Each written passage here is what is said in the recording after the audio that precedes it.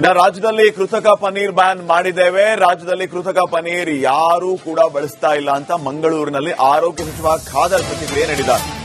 ಹೊರಗಿನಿಂದ ಕೃತಕ ಪನ್ನೀರ್ ಬರುವಂತಹ ಸಾಧ್ಯತೆ ಇದೆ, ಆದ್ದರಿಂದ ಕೃತಕ ಪನ್ನೀರ್ ಬ್ಯಾನ್ ಮಾಡಿದ್ದೇವೆ ಅಂತ ಹೇಳಿರೋದು.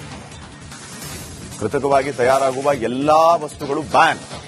ಆರೋಗ್ಯ ಸಚಿವ ಯುಟಿ ಖಾದರ್ ಈ ಬಗ್ಗೆ ಹೇಳಿಕೆಯನ್ನು ನೀಡಿದ್ದಾರೆ.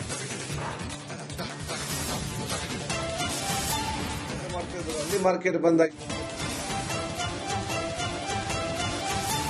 ಕೃತಕ ಪನ್ನೀರು ತಯಾರಿಕೆ ನಮ್ಮ ರಾಜ್ಯದಲ್ಲಿ ಇಲ್ಲ, ಬಹಳ ಕಡಿಮೆ. ಎಲ್ಲಿ ಪನ್ನೀರ್ಗೆ ವೆಜಿಟೇರಿಯನ್ ಅಲ್ಲಿ ಜಾಸ್ತಿ ಡಿಮಾಂಡ್ ಇರ್ತದೆ, ಮಹಾರಾಷ್ಟ್ರ, ರಾಜಸ್ಥಾನ, ಗುಜರಾತ್, ಇಲ್ಲಿ ಅದು ವ್ಯಾಪಕವಾಗಿ ಇರುವಂತದ್ದು.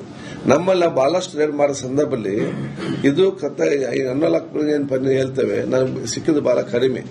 ಆದ್ರೂ ಕೂಡ ನಾವು ಆದೇಶ ಬ್ಯಾನ್ ಅಂತ ಆದೇಶ ಮಾಡಿದ್ದೇವೆ. ಯಾಕೆ ಅಂತ ಹೇಳಿದ್ರೆ ಅಲ್ಲಿ ತಯಾರು ಮಾಡ್ತಾ ಇದ್ರು, ಅಲ್ಲಿ ಮಾರ್ಕೆಟ್ ಬಂದಾಗಿದೆ ಅಂತೇಳಿ ಇಲ್ಲಿ ಕಳಿಸುವುದು ಬೇಡ ಅಂತ ಹೇಳಿಕೊಂಡು ನಾವು ಅದನ್ನು ಪ್ರಿಕಾಷನ್ ಆಗಿ ನಾವು ಕೂಡ ಅದನ್ನು ಬ್ಯಾನ್ ಅಂತ ನಾವು ಆದೇಶ ಮಾಡಿದ್ದೇವೆ. ಮತ್ತೆ ಕೃತಕ ಎಲ್ಲೋ ಬ್ಯಾನ್, ಅದಕ್ಕೆ ಹೊಸತನ ಆದೇಶ ಬೇಡ.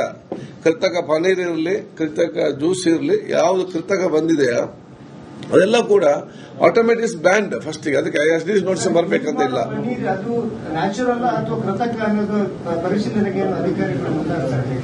ಯಾವುದು ಗೊತ್ತಾಗ್ತದೆ, ಅದು ಪಾಮ್ ಆಯಿಲ್. ಪನ್ನೀರ್ ಅಂತ ಹೇಳಿದ್ರೆ ಅದು ಮಿಲ್ಕ್ ಬೇಸ್ಡ್ ಮಾತ್ರ. ಇದು ಅದಕ್ಕೆ ಪಾಮ್ ಆಯಿಲ್ ಇಂದ ಇದನ್ನು ಮಿಕ್ಸ್ ಮಾಡಿಕೊಂಡು ಮಾಡುವಂತದ್ದು.